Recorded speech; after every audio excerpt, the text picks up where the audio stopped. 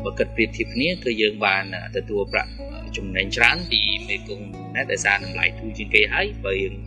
លបឿននេះវិធីសេវាកម្មហ្នឹងគឺល្អបាទល្អជាងគេនេះហើយចាទាំងអតិថិជនទាំងក្រុមការងារយើងសប្បាយចិត្ត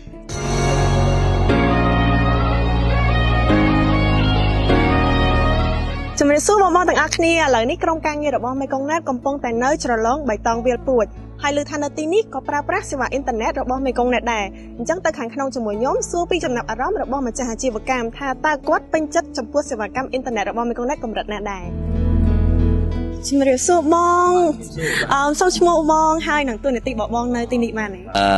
ខ្ញុំឈ្មោះកៅសុជាតិហើយខ្ញុំមានតួនាទីជាអ្នកគ្រប់គ្រងទូទៅនៅចន្លោះបៃតងពីពួចនេះដូចឃើញស្រាប់ហើយយើងឃើញតំបន់ធម្មជាតិព្រៃភ្នំទៅទៀតនេះយើងមានហាងកាហ្វេដែរបានរេស្តូរ៉ង់ជាមួយគ្នាដែរអាងហាត់ទឹកធម្មជាតិមានស្ពានយល់ដើម្បីឡើងទៅ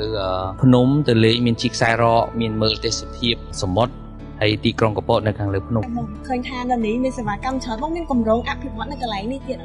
យើងមានគម្រោងអភិវឌ្ឍច្រើនដែរដោយសារយើងដឹងស្រាប់ហើយសេវាកម្មទៅលើវិស័យទេសចរនេះមានការប្រកួតប្រជែងលឿនពីមួយឆ្នាំទៅមួយឆ្នាំមានការប្រែប្រួលច្រើនហើយយើងនៅក្បែរព្រៃភ្នំធម្មជាតិនេះយើងក៏ព្យាយាមបង្កើតអ្វីដែលទាក់ទងនឹងធម្មជាតិការកំសាន្តផ្សេងៗដែរអនាគតនេះយើងនឹងមានទឹកធ្លាក់សវនិមិត្តដែរហើយក៏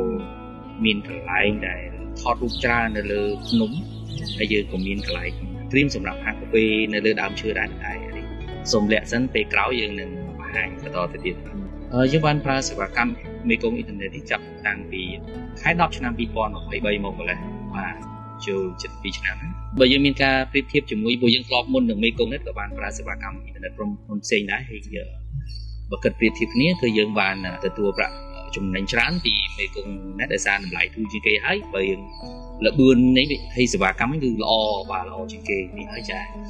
ទាំងអតិថិជនទាំងក្រុមការងារយើងសប្បាយចិត្តបាទដោយសារវាពាក់ព័ន្ធនឹងការងារ